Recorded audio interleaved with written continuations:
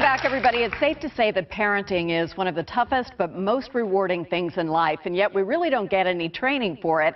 Enter the Parent Helpers, a couple with decades of experience working with children and a different approach to child rearing in the 21st century. They're the co-authors of a new co-parenting book called Creating Champions for Life. Please welcome Bonnie and Thomas Liotta. How are you? Wonderful. And I called it co-parenting instead of parenting for a reason, not because couples are necessarily divorced, but because part of it is you have to be a unit. Yes, correct? When there is a unit. When there is a unit. Correct. And you can be a unit by yourself or a unit with your extended family or with your spouse, but somehow you have to get everybody to be on board with this philosophy in order to make it work. So explain to me what the championship philosophy is all about. I would like to take that one. Okay. I had 4 kids. I was a single mom when I met Tom. And he introduced me to guiding behavior, proactive parenting, as opposed to letting things go out of control and then using punishment and discipline later on. Right. So it's all about guiding behavior with love and advance as opposed to punishment. And how did you come up with that idea? I know that there's argument these days about what discipline is. I happen to be an avid non-spanker. I don't believe in it. I don't think it helps. I know the word discipline comes from disciple, which is to teach, and that's a different thing than punishing bad behavior. But that's just me, y'all. What do you think? Yeah, well, like self-discipline, so you can teach yourself to always keep learning new things. But the philosophy came from about 15+ years of running an after-school and a summer camp program with hundreds and hundreds and hundreds and hundreds of kids, with the idea of, I'm going to guide these children to teaching. When I came up with a lot of punishment, but with guiding behavior. So I made a very definitive decision back in 1994, and after about 15, 16 years, the philosophy evolved by being able to guide them versus punish them. And give me an example of how this would work, if you would.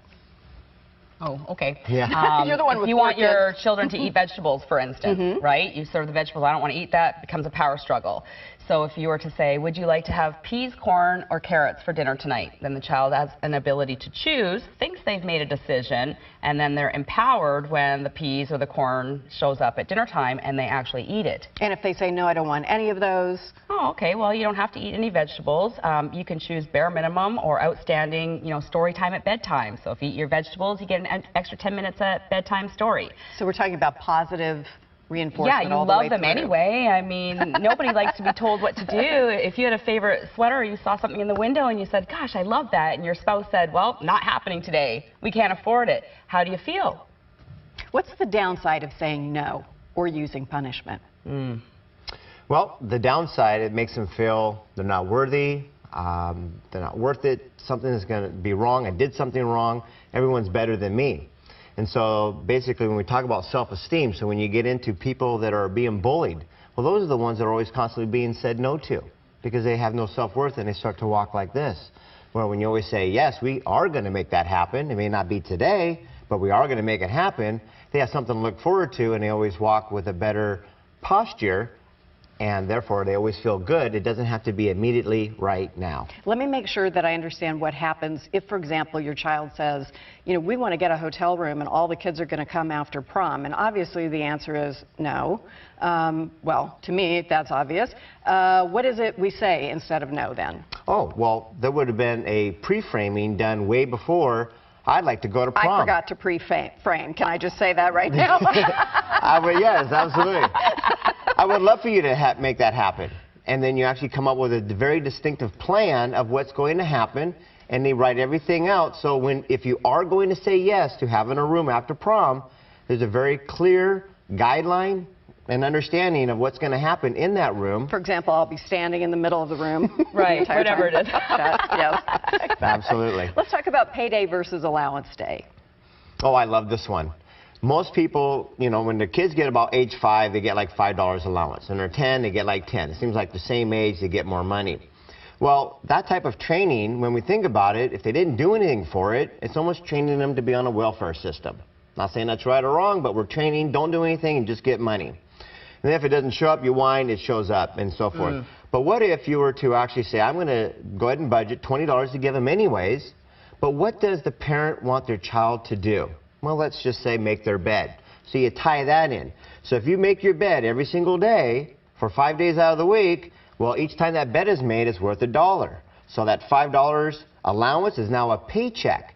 So if they only do this, so if they choose to do it 2 times, they made $2, and you congratulate them. So when they say, but I want $5, I would love for you to have $5. What should we do to make $5 show up? They know the answer, and it's all about reinforcing good behavior versus rewarding laziness or whining or complaining. Interesting. You guys also write and talk about gratitude, and lots of parents feel like, oh, I'm not sure my kid is grateful for the house they have or the life they have, or that we live in a wonderful, safe community. How is gratitude best nurtured? Right. Well, when I had the 4 kids and I would give and give and give and buy them things and there was no gratitude, we'd spend a whole day at the water park, and on the way home they want McDonald's, and when you say no, there's a power struggle.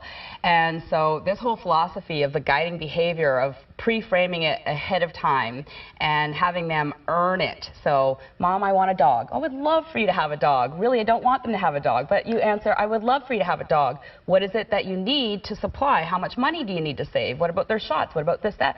They create a whole plan, and my 11-year-old daughter says, well, I'm going to need about $4,000 to buy my dog. I should be able to have that saved within about 3 years. There was never any saying no, and she just felt totally empowered. Now, guess what happens after about 30 days? She decided she didn't want to go with that plan. Right. So just very quickly, you have a pilot parent program where parents can earn a $1,000 scholarship for their child. Tell me very quickly about that, and we'll provide some additional details online. Okay, well, this is very, very important because we have 50 families only, and when they do work with us, we're going to work with them in a group basis every week for 12 weeks, teaching them this guiding behavior. They're going to have testimonies. Every single child parent we've worked with has a 100% success rate with this philosophy. So we're going to create the testimonies and the path for the rest of the world to follow. Any parent that's out there struggling with children who have behavior disorders, if we could just change our approach, we'll change the results. Sounds Absolutely, like it'd make a happier promise. parent, too. Oh, absolutely. When you get down to Yeah, the end it of the empowers day. the parent and it empowers the children. And it's a positive win-win environment. Yeah. Thank you. Yes, ma'am. Thank you both. Excuse me. If you'd like to participate in the Pilot Parent Program, please visit king5.com/New Day for more information. And we've also posted a link to the Creating Champions for Life website, because I know people are going to want to read more. It's hard to cover it in just a few minutes. Yes. So thank you very much. Bonnie and Thomas are going to stick around to answer your parenting questions on our wellness panel, so feel free to send those in, and we'll have them back in just a moment. But first, we're going to erase bullying, literally, right here in our studio. We'll show you how right after this quick break.